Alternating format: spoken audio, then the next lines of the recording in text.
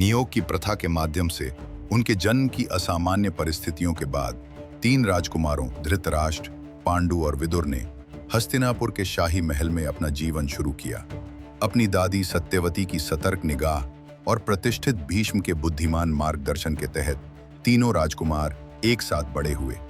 भीष्म अपनी प्रतिज्ञा से बंधे उनके अभिभावक और गुरु की भूमिका निभाई, ये सुनिश्चित करते हुए कि उन्हें राज्यकला, युद्ध और शास्त्रों में सर्वोत्तम शिक्षा मिले।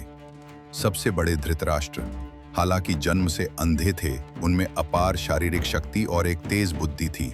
उन्होंने सुनकर शास्त्रों का ज्ञान प्राप्त किया और अपनी दृष्टिहीनता के लिए विशेष व्यवस्थाओं के साथ अन्य कलाओं में प्रशिक्षित हुए। पांडु दूसरे पुत्र जन्म से पीले और शुरू में कमजोर थे, लेकिन एक उल्लेखनीय रूप से कुशल योद्धा के रूप में विकसित हुए। धनुर्विद्या में उत्कृष्ट और अपनी न्यायप्रिय और धर्मात्मा प्रकृति के लिए जाने जाते थे। वे हस्तिनापुर के लोगों के बीच बहुत लोकप्रिय भी थे।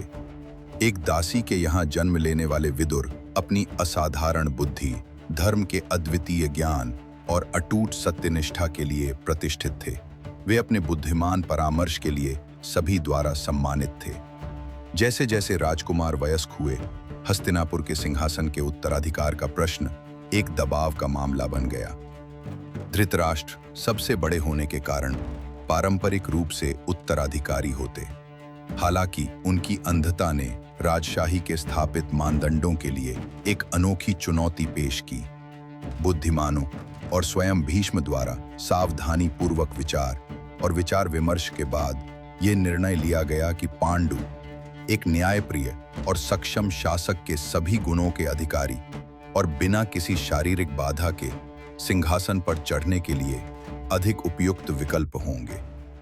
इस प्रकार भीष्म के आशीर्वाद और राज्य की स्वीकृति के साथ पांडु को हस्तिनापुर का राजा ताज पहनाया गया। धृतराष्ट्र ने इस निर्णय को गरिमा के साथ स्वीकार करते हुए निराशा की गहरी भावना को अपने अंदर रखा।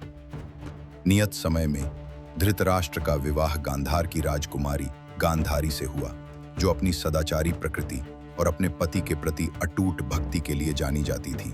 गांधारी धृतराष्ट्र की अंधता के बारे में जानने पर एकजुटता और प्रेम के एक गहरे कार्य में खुद को पट्टी बांधने का संकल्प लिया।